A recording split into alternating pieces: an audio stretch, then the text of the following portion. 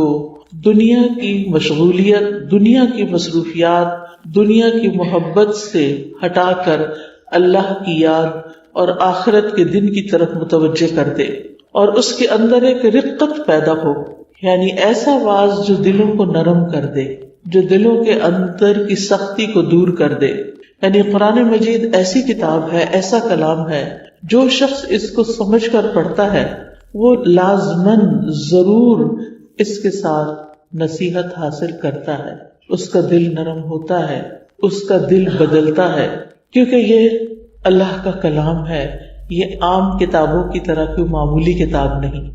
الحمدللہ ہم سب مسلمان ہیں اور بچپن سے ہمیں اس کی محبت دی گئی، اس کی رسپیکٹ اور اس کے ساتھ ایک تقدس کا احساس ہم سب کے اندر موجود ہے، لیکن ہمیں اس سے ایک قدم اور آگے جانے کی ضرورت ہے، اور وہ یہ کہ اس کے ذریعے ہم ہدایت اور رحمت بھی حاصل کریں اور اپنے ٹوٹے دلوں کا علاج بھی کریں۔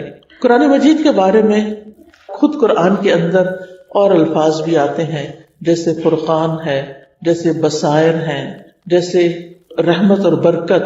پھر اسی طرح یہ اللہ کی مضبوط رسی ہے جس کا ایک سرا اللہ کے ہاتھ میں ہے اور دوسرا اس بندے کے ہاتھ میں جو اس کو پکڑ لے، یعنی اس کتاب کو تھام لے۔ اس کتاب کو ذکر بھی کہا جاتا ہے کہ یہ بھولے ہوئے سبق یاد دلاتی ہے، یاد دہانی کراتی ہے۔ ابن قیم کہتے ہیں قرآن کا نصیحت کے لیے آسان ہونا، یہ آسانی کئی قسم کی ہے۔ پہلے اس کے الفاظ کو پڑھنا آسان ہے، یعنی ایک چھوٹے سے بچے کو بھی اگر آپ قرآن کے حروف کی پہچان کراتے ہیں تو کچھ ہی عرصے میں وہ اس کی ریڈنگ شروع کر دیتا ہے۔ پھر اسی طرح بڑی عمر کے لوگ جو عام طور پر کچھ زیادہ اسکول کالج میں نہیں بھی پڑھے ہوتے لیکن قرآن کو روانی کے ساتھ پڑھ لیتے ہیں۔ پھر اسی طرح اس کا حفظ کرنا بھی آسان ہے، کسی بھی اور کتاب کے مقابلے میں، کسی بھی اور شعر و شاعری کے مقابلے میں قرآن مجید کو حفظ کرنے میں اتنی محنت نہیں لگتی جتنی محنت اور چیزوں کو زبانی یاد کرنے میں لگتی ہے۔ اور اس کی گواہی یہ کہ ہر ایج کے، ہر عمر کے بچے اور ہر عمر کے لوگ اس کو یاد کر لیتے ہیں۔ پھر یہ کہ اس کے معنی کو سمجھنا بھی آسان ہے، پھر اسی طرح اس پر عمل کرنا بھی کچھ مشکل نہیں، کیونکہ یہ صرف کمانڈمنٹ نہیں دیتا کہ ایسا کرو اور ایسا نہ کرو، بلکہ اس کے ساتھ انسان کے دل کو بھی آمادہ کرتا ہے، موٹیویٹ کرتا ہے، انکریج کرتا ہے، جس کی وجہ سے پھر حکم پر عمل آسان ہو جاتا ہے۔ اگر دوسری قانون کی کتابیں دیکھیں تو اس میں صرف قانون کی مختلف شکلیں لکھی ہوتی ہیں، مختلف اس کے حصے قانون کو صرف بتاتے ہیں، اس میں یہ نہیں بتاتے کہ اس کو امپلیمنٹ کیسے کرنا ہے یا اس کے لیے انسانوں کی ذہن سازی کیسے کرنی چاہیے۔ لیکن یہ کتاب صرف قانون نہیں دیتی، صرف ڈوز اینڈ ڈونٹس نہیں دیتی، بلکہ اس کے ساتھ ساتھ دلوں کو نرم کرتی ہے، دلوں کو تیار کرتی ہے، لہٰذا انسان کے لیے اس کو ایکسپٹ کرنا آسان ہو جاتا ہے۔ پھر اسی طرح یہ ہے کہ یہ کتاب تمام جہان والوں کے لیے نصیحت ہے۔ عام طور پر ہم سمجھتے ہیں کہ یہ کتاب صرف مسلمانوں کے لیے نہیں، ھدی للناس، تمام انسانوں کے لیے ہدایت ہے، یعنی اس سے پوری انسانیت کو فائدہ اٹھانا چاہیے۔ ان ھو الا ذکر للعالمین، اور یہ تمام جہان والوں کے لیے اعزاز اور شرف کی بات ہے۔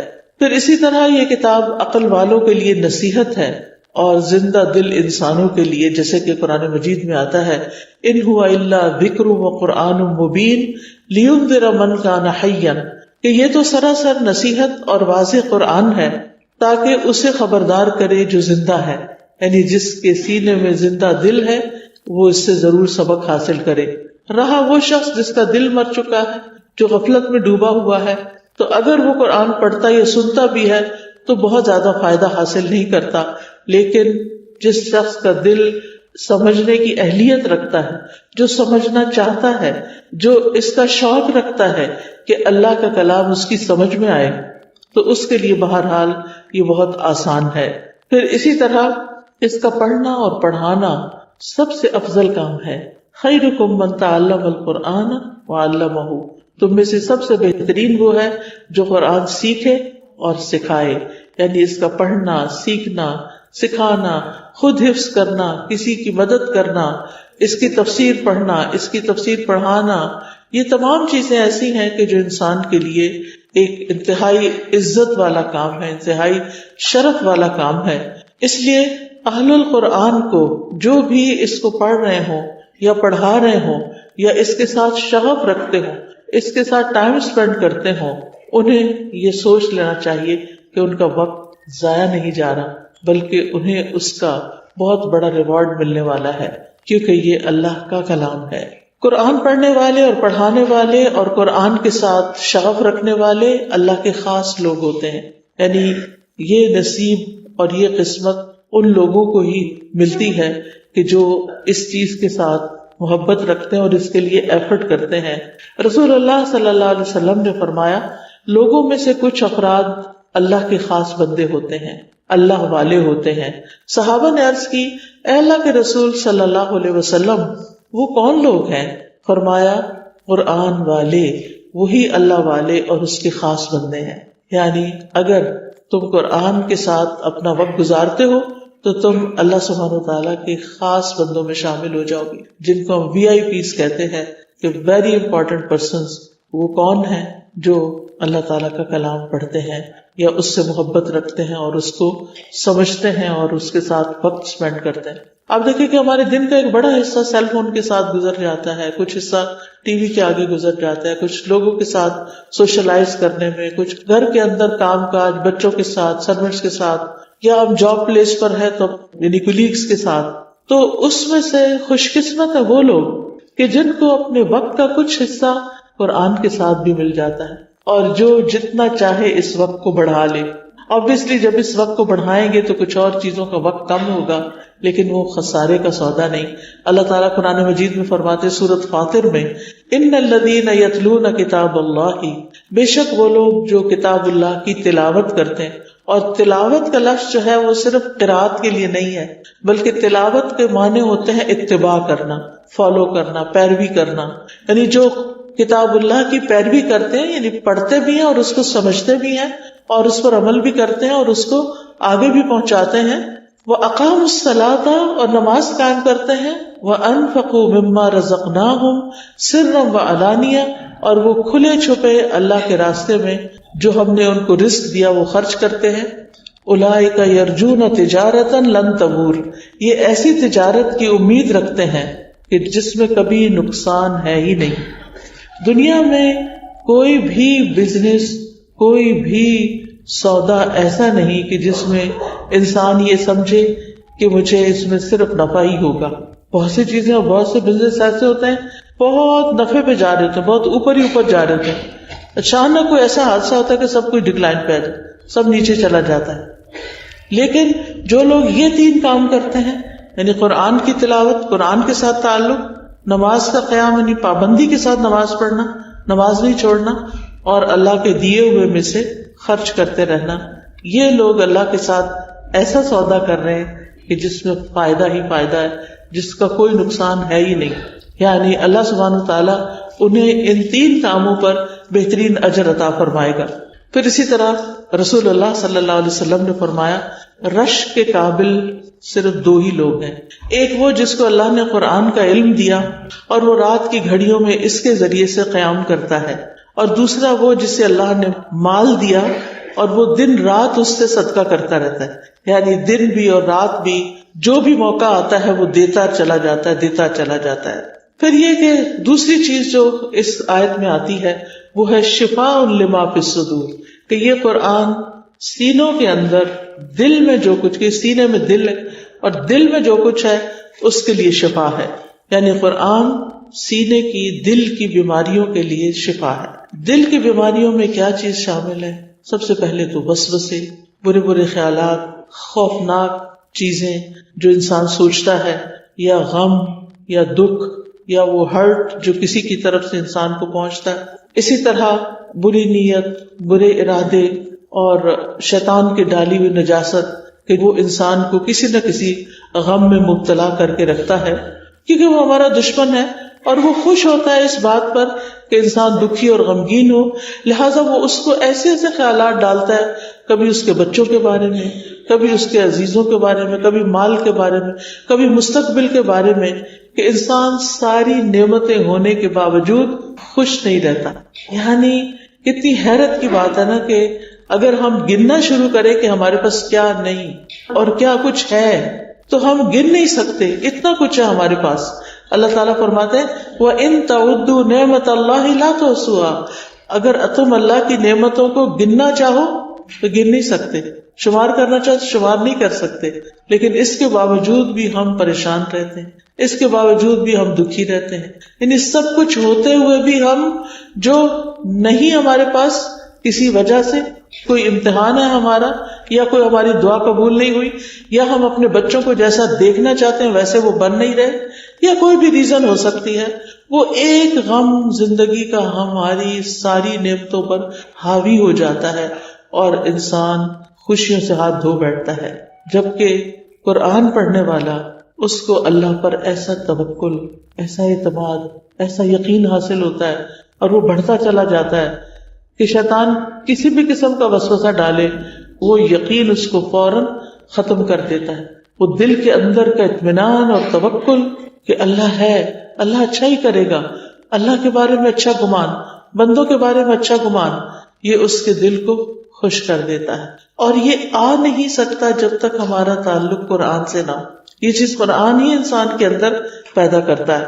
اور پھر آپ دیکھیے کہ انسان کو بعض لا علاج بیماریاں شروع ہو جاتی ہیں، اور ان میں سے دلوں کی بیماریاں جو ہیں وہ سب سے زیادہ انسان کے لیے تکلیف دہ ہوتی ہیں، کیونکہ کچھ دل ہوتے ہیں وہ ایمان سے، ایمان کے نور سے، ہدایت کے نور سے آباد ہوتے ہیں، یہ دل زندہ ہوتے ہیں. اور کچھ دل ایمان سے خالی ہوتے ہیں، یقین اور توکل اور تقوی سے خالی ہوتے ہیں، قرآن کے علم سے خالی ہوتے ہیں، لہٰذا وہ دل مردہ ہونا شروع ہو جاتے ہیں. اور اگر ان کا علاج نہ کیا جائے تو وہ کسی کام ہی نہیں رہتے. پھر انسان کی زندگی میں سب کچھ ہوتے ہوئے خوشی نہیں ہوتی. اور یہ کتنی محرومی کی بات ہے کہ اللہ تعالیٰ اتنا کچھ دے پھر بھی ہم کسی بات پر خوش نہ ہو، یا یہ کہ خوش ہونے کے لیے ہمیں لوگوں کی ضرورت ہو، اب ہمارا کنٹرول جو ہے وہ لوگوں کے ہاتھ میں ہو کہ وہ ہمیں خوش کر دیں، کیونکہ ہم نے خوشی کو یا تو لوگوں کے مرہون منت کیا ہوا ہے کہ فلاں دوست سے بات ہوگی تو میرا دل خوش ہو جائے گا، یا وہ ملنے آ جائے گی، یا میں ملنے چلی جاؤں، یا اسی طرح فلاں چیز میرے پاس آ جائے گی تو پھر مجھے خوشی مل جائے گی. لیکن آپ نے زندگی میں دیکھا ہوگا کہ جتنی بھی چیزوں کی ہم نے خواہش کی اور وہ ملتی چلی گئی، اس کے بعد کیا ہوا؟ ایک چیز کی خواہش تھی وہ مل گئی، تھوڑے دن خوشی ہوئی، پھر ڈاؤن. اب ایک اور چیز کی خواہش ہے وہ مل جائے، دعائیں مانگ رہے ہیں، محنت کوشش کر رہے ہیں، وہ مل گئی، تھوڑی دیر کے لیے خوشی، پھر واپس اسی حالت پہ، پھر ایک تیسری چیز، پھر ایک چوتھی چیز. ساری زندگی انسان کی حرص ختم ہی نہیں ہوتی، جس کی وجہ سے وہ کبھی خوش ہو ہی نہیں پاتا. اس کے پاس جتنی نعمتیں ہوتی ہیں اور مزید ملتی چلی جاتی ہیں، وہ پھر بھی خوش ہونے کا راز نہیں پاتا، کیونکہ خوشی تو دل کی زندگی میں ہے، اور دل کی زندگی قرآن میں ہے. قرآن کو قرآن مجید میں روح کہا گیا، اور انسان کے جسم کے اندر بھی روح ہوتی ہے. یہ ہمارے جسم کی روح اس روح سے خوش ہوتی ہے، اور قرآن لانے والے فرشتے کو بھی روح کہا گیا. دل مردہ ہونے کے عام طور پر دو بڑے سبب ہوتے ہیں، ایک جہالت اور ایک تکبر. جہالت جو ہے وہ دل اور ایمان اور نور کے درمیان اندھیرا کر دیتی ہے، رکاوٹ پیدا کر دیتی ہے. قرآن جہالت کو دور کرنے کا ذریعہ ہے. جب قرآن کے ذریعے جہالت دور ہوتی ہے تو دل لہلہانے لگتا ہے، ایمان کے ساتھ، قرآن کے ساتھ سینے منور ہو جاتے ہیں، خوش ہو جاتے ہیں، روشن ہو جاتے ہیں. قرآن مجید میں شفا کے 3 معنی ہیں کہ یہ گمراہی سے شفا ہے کیونکہ اس میں ہدایت ہے، بیماری سے شفا ہے کیونکہ اس میں برکت ہے، اور اسی طرح فرائض اور احکام کو معلوم کرنے کے بارے میں شفا ہے. کیونکہ جب ہم کسی چیز پر عمل کرنا بھی چاہتے ہیں، فار ایگزامپل اب رمضان قریب آ رہا ہے، روزے تو ہم ہر سال روٹین کے رکھ ہی لیتے ہیں، قیام اللیل بھی کر لیتے ہیں، لیکن اس کے ساتھ ساتھ اکثر لوگ اپنی زکوٰۃ نکالتے ہیں رمضان کے اندر. لیکن ہوتا کیا ہے، لا علمی کی وجہ سے ہم صحیح طور پر کام ہی نہیں کر سکتے، ہم صحیح فنکشن نہیں کر پاتے. ہمارے دل میں ڈاؤٹ رہتا ہے، پتہ نہیں اس میں زکوٰۃ ہے یا نہیں، پتہ نہیں کتنی نکالنی ہے. یعنی چھوٹے چھوٹے کوسچنز ہوتے ہیں جو ہمارے اندر ایک بے چینی پیدا کیے ہوئے ہوتے ہیں لیکن اگر ہم قرآن پڑھیں اور قرآن کو سمجھیں تو ان میں سے بہت سے سوالوں کے جواب مل جاتے ہیں. پھر کچھ اسپیسیفک کوشچنز رہ بھی جاتے ہیں کہ جن کو مزید علماء نے ڈسکس کر کے اور مزید علم حاصل کر کے ان کو حل کیا ہوتا ہے. تو فرائض پر بھی عمل کرنے کے لیے بہت ضروری ہے کہ ہمارے پاس علم ہو. علم کے بغیر ہم اپنے فرائض پر بھی عمل نہیں کر سکتے. پھر اسی طرح آپ دیکھیں جہالت کے علاوہ شک، تکبر، حسد، نفاق، بغض، ہم و غم اور خواہشات کی بھرمار، ان ساری بیماریوں کے لیے قرآن شفا ہے. انسان کو قرآن بالکل مطمئن کر دیتا ہے. جو اس کے پاس ہوتا ہے اس پر وہ قناعت کرتا ہے اور راضی ہو جاتا ہے.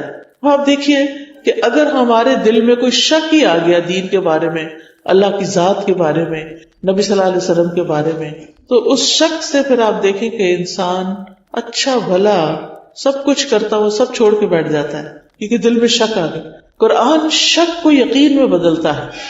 اس لیے اس شک کو یقین میں بدلنے کے لیے ضروری ہے کہ ہم ڈیلی بیسس پر کچھ نہ کچھ حصہ اس کا ضرور اپنے علم میں لائیں، اس کو سمجھیں تاکہ ہمارے شکوک و شبہات دور ہوں.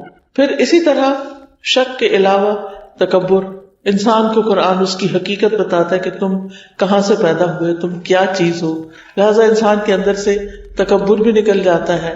پھر حسد، قرآن میں حسد کے بارے میں حابیل قابیل کا قصہ بیان کیا گیا اور پھر حسد کرنے کا انجام بتایا گیا. تو انسان توبہ کرتا ہے کہ میں کسی سے حسد کر کے اپنے اعمال کو ضائع کروں. پھر اسی طرح ابلیس کا قصہ بتایا گیا کہ جس کو آدم علیہ السلام سے حسد ہوا اور اس نے اپنا مستقبل خراب کر دیا اور ایگو کا شکار ہو گیا. تو یہ قرآن ہی ہے جو ان تمام بیماریوں اور ان تمام پریشانیوں کا علاج ہے. اور ابن قیم تو کہتے ہیں کہ چاہے دل کی بیماری ہو چاہے کوئی جسمانی بیماری ہو، کوئی بیماری ایسی نہیں جس کا علاج قرآن سے ممکن نہ ہو. وہ تو پورے یقین کے ساتھ کہتے ہیں کیونکہ اللہ تعالیٰ نے فرما دیا ہے کہ یہ شفا ہے تو یہ شفا ہے اور اس سے شفا حاصل کرنی چاہیے. پھر اسی طرح یہ ہے کہ وہ یہ بھی کہتے ہیں کہ قرآن کے ہر حرف میں شفا ہے، یعنی آپ کہیں سے بھی پڑھنا شروع کر دیں اور کسی بھی قسم کی بیماری رب کے کلام کا مقابلہ نہیں کر سکتی، اس کے آگے نہیں ٹھہر سکتی. اور کیونکہ یہ وہ کلام ہے کہ اگر پہاڑ پر بھی اتار دیا جاتا تو پہاڑ ٹکڑے ٹکڑے ہو جاتا، تو باقی بیماریاں اس کے آگے کیسے ٹھہر سکتی.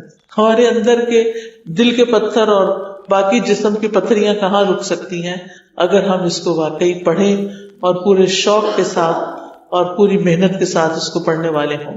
اور اس کے لیے یقین کا ہونا بھی بہت ضروری ہے. ہم جیسے سوچتے ہیں ہماری باڈی ویسے ہی فنکشن کرتی ہے. اگر ہم یہ سمجھیں کہ قرآن شفا دیتا ہے تو وہ پھر شفا ہوگی انشاءاللہ. اور اگر ہم اس کا ڈینائل ہی کرتے رہیں تو پھر جو ڈینائی کر دیتا ہے اس کے لیے ڈینائل ہی ہوتا ہے. پھر اسی طرح قرآن بہترین رقیہ بھی ہے. رقیہ کہتے ہیں دم کو، یعنی اگر انسان کو کوئی ایسی بیماریاں لاحق ہو گئی ہیں کہ جن کا علاج نیلی پیلی گولیوں میں نہیں ہے، یعنی دوائیوں میں نہیں ہے، تو ایسی صورت میں جیسے نظر بد ہے یا جادو ہے یا جنوں کا چمٹنا ہے اور اس کے نتیجے میں کچھ بیماریوں کا پیدا ہونا ہے، تو اس کے لیے رقیہ بہت فائدہ مند ہے. رقیہ جو ہے آیات شفا یا رقیہ ایک ہی چیز ہے. آئی ڈونٹ نو کہ آپ نے الہدا کے وہ چھوٹے چھوٹے کارڈز دیکھے ہوں گے یا نہیں جس میں آیات شفا لکھا ہوتا ہے. اگر کسی بیمار کے پاس ان کو پڑھا جائے یا بیمار خود اپنے لیے پڑھے تو وہ بہت فائدے کی چیز ہے. حضرت عائشہ کہتی ہیں کہ رسول اللہ صلی اللہ علیہ وسلم ایک مرتبہ ان کے پاس تشریف لائے تو دیکھا کہ ایک عورت حضرت عائشہ کا علاج کر رہی ہے یا ان کو کوئی دم کر رہی ہے. تو آپ نے فرمایا کتاب اللہ یعنی قرآن کے ساتھ اس کا علاج کرو. اگر تمہیں دم کرنا ہی ہے تو قرآن پڑھ کر اس پر دم کرو. اور اس میں سب سے بہترین جو ہے وہ سورۃ الفاتحہ ہے. یعنی اگر انسان سورۃ الفاتحہ پڑھ کر دم کرتا ہے تو انشاءاللہ فائدہ مند ہوگا، کیونکہ سورۃ الفاتحہ کو الشفا بھی کہا گیا ہے. اور اس میں ایک واقعہ بھی آتا ہے صحیح البخاری میں کہ نبی صلی اللہ علیہ وسلم کے چند صحابہ عربوں کے ایک قبیلے کے پاس سے گزرے. قبیلے والوں نے ان کی کوئی ضیافت نہیں کی. اس زمانے میں ہوٹل ریسٹورینٹس نہیں ہوتے تھے. مسافروں کے لیے راہ چلتے جن لوگ کے گھر ہوتے تھے وہی ان کو ٹھہراتے تھے، کھلاتے پلاتے تھے. تو اب یہ کہ وہ ایک قبیلے کے پاس سے گزرے، قبیلے والوں نے ان کی کوئی ضیافت نہیں کی، ان کی کوئی مہمانی نہیں کی.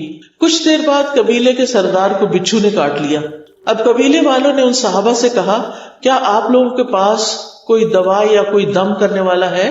صحابہ نے کہا کہ تم لوگوں نے ہماری ضیافت نہیں کی، ہم بھی اس وقت تک تمہارا دم نہیں کریں گے جب تک تم اس کی مزدوری نہ مقرر کرو۔ چنانچہ انہوں نے چند بکریاں دینا منظور کر لی۔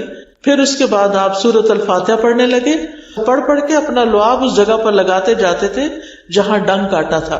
چنانچہ وہ شخص جو تھا تندرست ہو گیا۔ تو قبیلے والے بکریاں لے کر آ گئے۔ صحابہ نے کہا ہم تو اس وقت تک ان کو ہاتھ نہیں لگائیں گے بکریوں کو جب تک کہ اللہ کے رسول سے پوچھ نہ لیں صلی اللہ علیہ وسلم۔ تو کیا ہوا، جب آپ کے پاس وہ آئے اور آپ کو بتایا تو آپ مسکرا دیے، آپ نے نہ ہاں کی نہ کی، بس اسمائل کی، اور یہ آپ کا اکثر انداز ہوتا تھا۔ اور پھر آپ نے فرمایا کہ تمہیں کیسے معلوم ہوا کہ سورۃ فاتحہ سے دم ہو سکتا ہے؟ ان بکریوں کو لے لو اور ان میں میرا حصہ بھی لگاؤ، یعنی ازراہ تفنن آپ نے کہا تاکہ ان کے دلوں میں اس کی وہ برائی نہ رہے۔ اسی طرح سورۃ البقرہ میں شفا ہے۔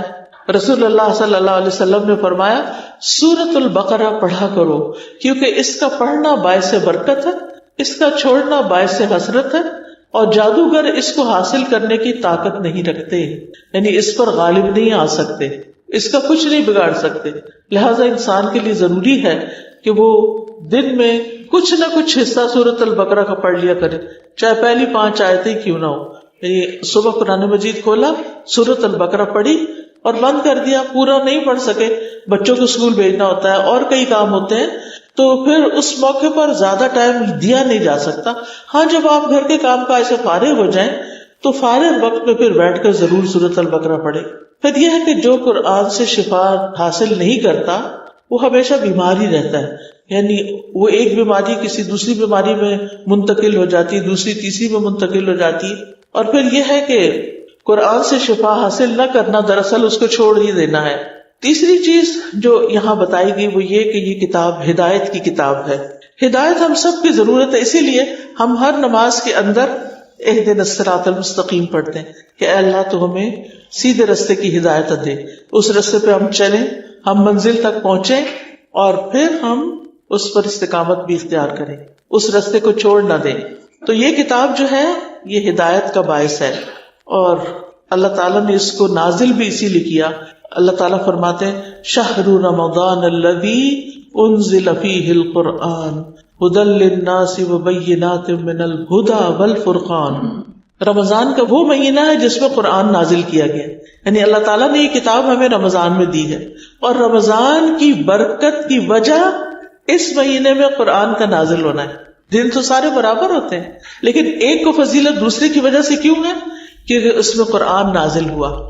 اسی طرح جو لوگ قرآن پڑھتے پڑھاتے ہیں قیامت کے دن ان کے درجات بھی بلند ہوں گے، نہ صرف یہ کہ ان کے بلکہ ان کے والدین کے بھی۔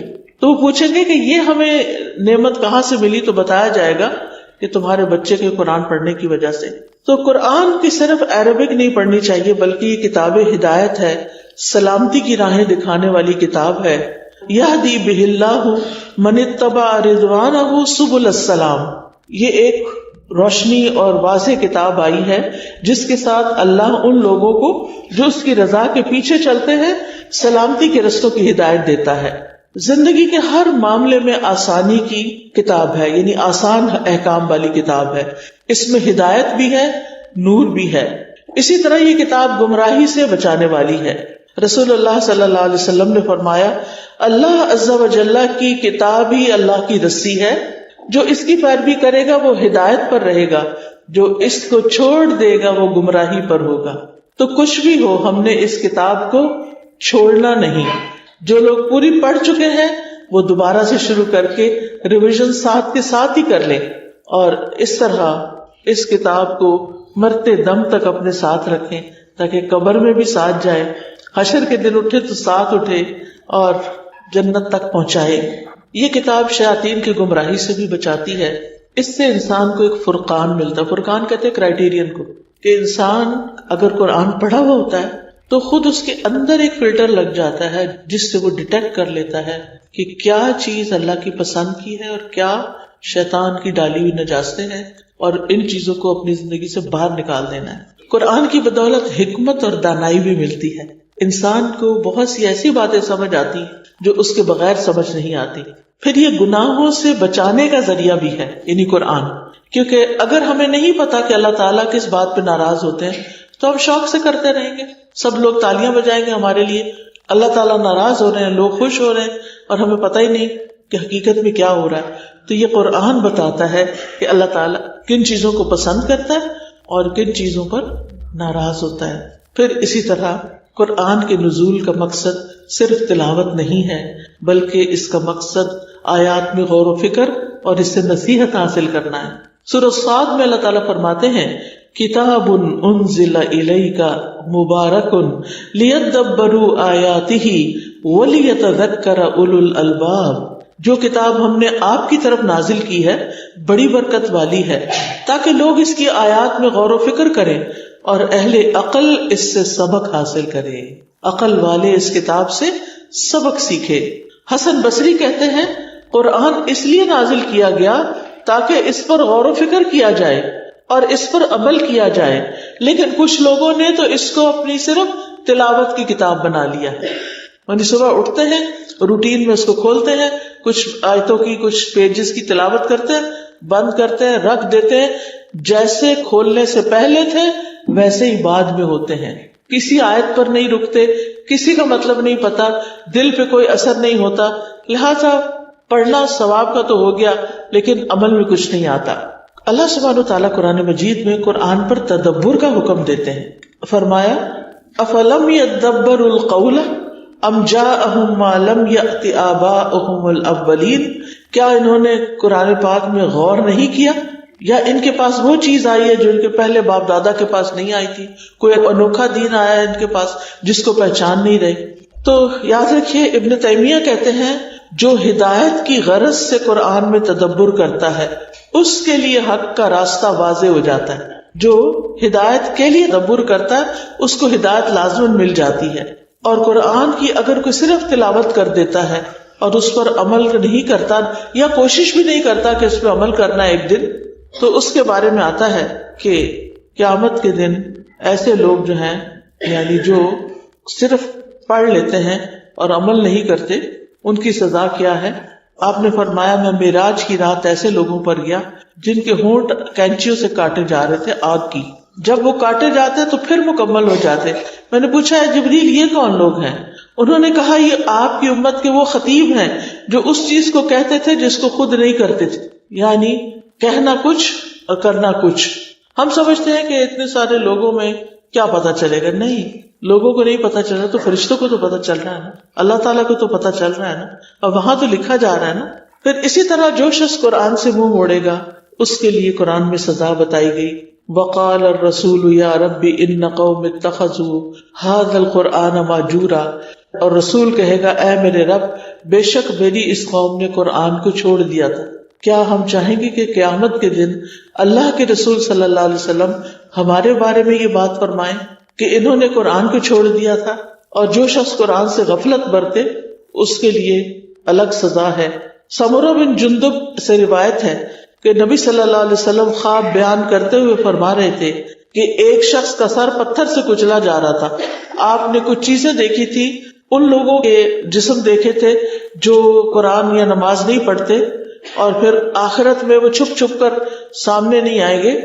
تو سامنے تو ہر کوئی آئے گا، لیکن ساتھ ہی یہ ہے کہ وہ چاہتا کیا تھا، اس کو تربیت کی ضرورت تھی.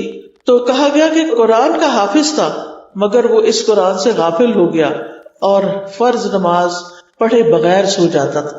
ساری رات جاگا اور عین نماز کے وقت سو گئے. اور پھر آخری بات ہے کہ وہ رحمت للمؤمنین، یہ کتاب مومنوں کے لیے رحمت کا باعث ہے. رحمت کس طرح؟ رحمت اس طرح کہ انسان جو اس کو پڑھتا ہے اللہ تعالیٰ کو اس بندے پر پیار آتا ہے اور پھر اللہ تعالیٰ اس پر اپنی ایسی رحمتیں نازل کرتا ہے کہ جس سے اس کو کسی چیز کی کمی نہیں ہوتی. پھر یہ کہ قرآن سے اللہ کی رحمت ملتی ہے اور اس کی وجہ سے رحمت گھروں کو ڈھانپ لیتی ہے. پھر اسی طرح برکتیں ملتی ہیں، جان و مال اور اولاد میں تحفظ ملتا ہے، عمر بڑھتی ہے، کاموں میں برکت ہو جاتی ہے، رفعت اور بلندی مل جاتی ہے، دنیا میں بھی عزت ملتی ہے اور آخرت میں بھی. اور پھر ایک نیکی کا ثواب کتنا یعنی اگر کسی شخص نے ایک نیکی کی ہے تو اس کو 10 گنا اجر ملے گا، لیکن ایک شخص نے خود بھی کیا اور کسی اور کو بھی بتا دیا اور وہ آگے آگے بھی بتا رہا ہے، ان سب کی نیکی بھی یہ شروع کرنے والے کو ملے گی۔ قرآن کی تلاوت عذاب قبر سے بچانے کا ذریعہ بھی ہے کہ جب انسان کو قبر میں لٹایا جائے گا اور اس پر کوئی بلا سر کی طرف سے آئے گی، نماز دل سے اس کو پروٹیکٹ کرے گی، دائیں طرف سے روزہ، بائیں طرف سے زکوٰۃ اور پاؤں کی طرف سے صدقات وغیرہ۔ لیکن اس کے علاوہ بھی یہ ہے کہ جب کوئی شخص یعنی ایسا کام کرنا چاہتا ہے جو اللہ کی پسند کا ہے اور خاص طور پر ان دنوں میں کرتا ہے جس میں اجر و ثواب کئی گنا زیادہ بڑھ جاتا ہے، تو یہ چیز پھر انسان کو آخرت میں بھی فائدہ دیتی ہے۔ قیامت کے دن قرآن انسان کی شکل میں آئے گا اور کہے گا میں وہی ہوں جس نے تمہیں رات کو بیدار رکھا تھا اور دن میں تجھے پیاسا رکھا تھا۔ اب کیا چیزیں رات کو بیدار رکھتی ہیں بچوں کو؟ تو اب آپ سوچئے کہ پھر وہ جب ان سے سوال کیا جائے گا تو کیا جواب دیں گے کہ کیا چیز انہیں رات کو جگاتی تھی، کون سی چیز پھر قیامت کے دن ان کی سفارش کرے گی، کیونکہ قرآن کے پڑھنے والوں کی تو سفارش خود قرآن کرے گا۔ اور اسی طرح نبی صلی اللہ علیہ وسلم نے فرمایا قرآن سیکھو کیونکہ یہ قیامت کے دن اپنے پڑھنے والوں کی سفارش کرے گا۔ 2 روشن صورتیں سورۃ البقرہ اور آل عمران پڑھا کرو، سیکھو، کیونکہ یہ دونوں صورتیں قیامت کے دن صائبانوں کی شکل میں یا پرندوں کی 2 صف بستہ ٹولیوں کی شکل میں آئے گی اور اپنے پڑھنے والوں کا دفاع کرے گی، ان کی حفاظت کرے گی۔ پھر اسی طرح قرآن یا انسان کے حق میں گواہی دے گا یا خلاف گواہی دے گا۔ کس کے حق میں گواہی دے گا؟ جس نے اس کو پڑھا ہوگا، سمجھا ہوگا، اس پر عمل کیا ہوگا، اور اس کے برعکس کرنے والوں کے خلاف گواہی دے گا۔ قاری قرآن کے لیے عزت کا تاج اور اللہ کی رضامندی حاصل ہوگی، اور اسی طرح والدین کے سر پر بھی نور کا تاج پہنایا جائے گا۔ قرآن پاک پڑھنے والوں کا جنت میں بھی بہت اچھا مقام ہوگا اور وہاں ان کا تعارف ہوگا۔ تو یہ ہے وہ کتاب جو ہمیں اللہ سبحانہ وتعالیٰ نے دی، جو ہماری تنہائیوں کی دوست ہے اور ہمارے ہر غم اور دکھ اور پریشانی کا مداوا ہے۔ میری دعا ہے اللہ تعالیٰ سے کہ اللہ تعالیٰ ہمیں اس کا حق ادا کرنے والا بنائے۔ وآخر دعوانا ان الحمد للہ رب العالمین۔ اب اگر آپ کے ذہن میں کوئی کوشچن ہے، کوئی چیز ایڈ کرنا چاہتے ہیں تو موسٹ ویلکم۔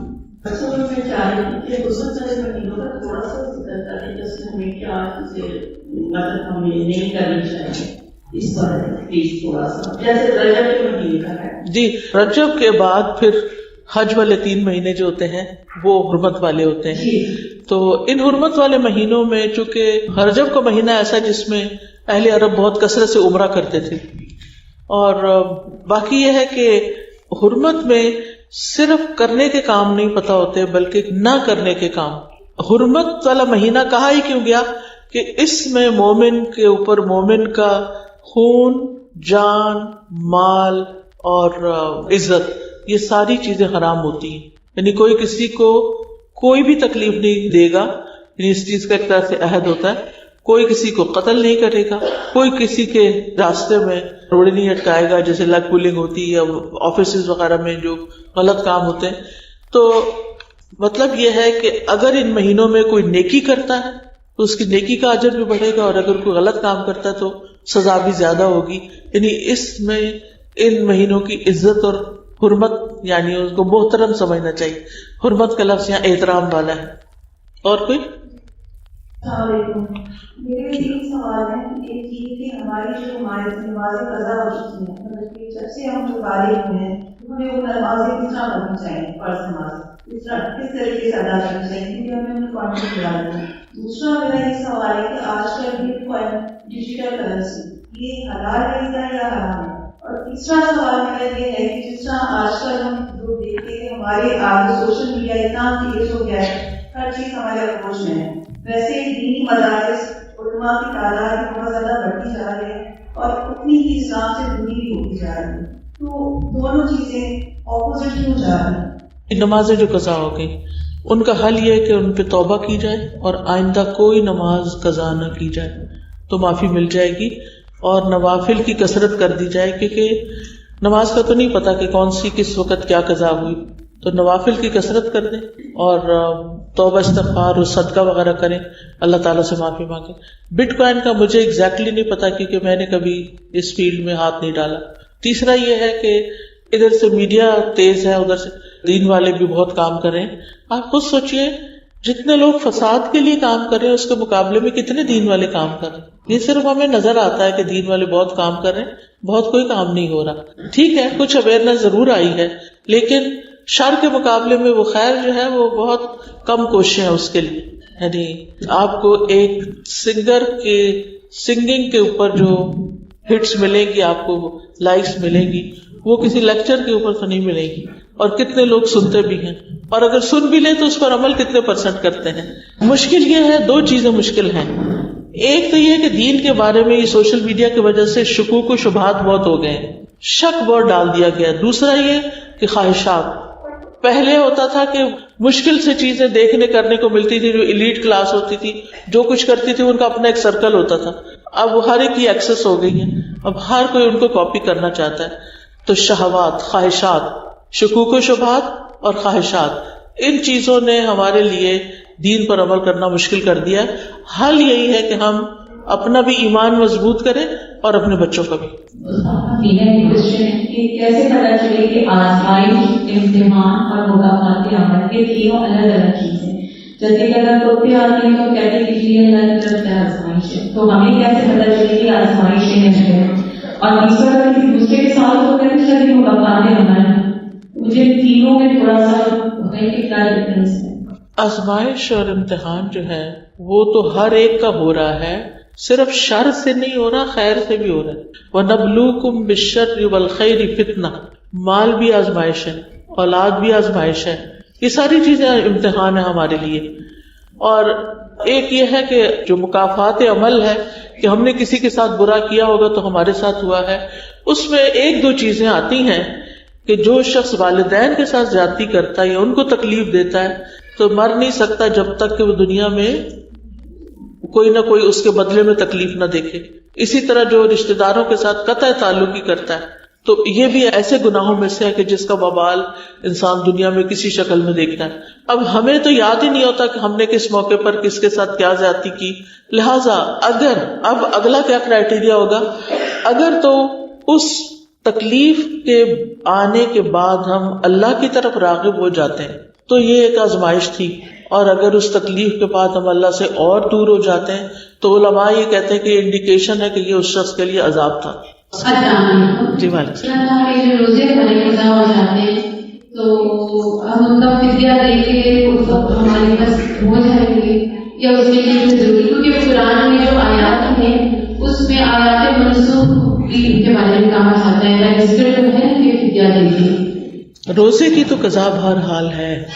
فعدۃ من ایام اخر, بعد کے دنوں میں روزے رکھ. من کان منکم مریضا او علی سفر فعدۃ من ایام اخر, جو بیمار ہو یا مسافر ہو اگر روزہ چھوڑ دیا ہے باقی دنوں میں روزے پورے کر لیں. بعض خواتین کو یہی پتہ نہیں ہوتا کہ پیریڈز کے روزوں کی قضا دینی ہے کہ نہیں. سارے پیریڈز کے روزوں کی قضا دینی ہے. لہذا انسان اپنا کیلکولیٹ کر لے کہ میں کس ایئر میں مجھے مینسز شروع ہوتے, اب میں کتنے سال کی ہوں, کتنے سال کے روزے میرے چھٹے ہیں, میرے ایوریج کتنے ڈیز ہیں, وہ رکھنا شروع کر دے اور اس کے ساتھ ساتھ ان کا فدیہ دے دے. ایک مسکین کا کھانا ہوتا ہے, زندگی رہے تو پورا کرتے رہے ساتھ ساتھ, لیکن کیونکہ پورے سال بھی تو روزے نہیں رکھے جا سکتے, تھوڑے تھوڑے, یعنی کہ اگر ہر مہینے 3 روزے رکھتے ہیں یا اسی طرح سوموار اور جمعرات کا روزہ رکھ لیتے ہیں تو کرتے کرتے وہ روزے پورے ہو جائیں گے انشاءاللہ تعالی. روزوں کی قضا دینا لازم ہے. جی وعلیکم السلام.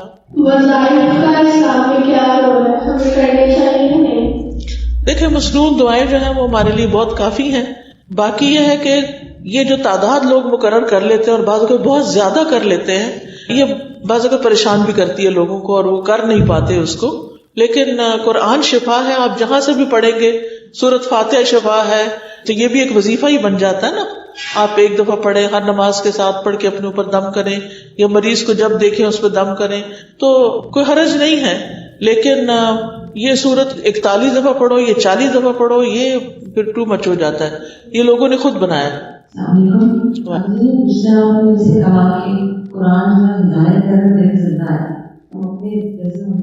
کوشش کرتے ہیں قرآن پڑھیں تو نام محسوس ہوتا ہے کہ اس طرح کا اثر ہو رہا ہے نہیں ہو رہا, جیسا کہ مستحب کے کچھ ایسی کوئی انڈیکیشن کہ ہم دیکھ سکیں کہ ہمارا ابھی اس میں چھوٹی جان ہے, یعنی اس میں دل لگ رہا ہے کہ نہیں لگ رہا, محبت ہے کہ نہیں، کیا اس کو مس کرتے ہیں کہ نہیں، آج قرآن نہیں پڑھا گیا، آج میری کلاس مس ہو گئی ہے، مجھے اس کو سمجھنا چاہیے.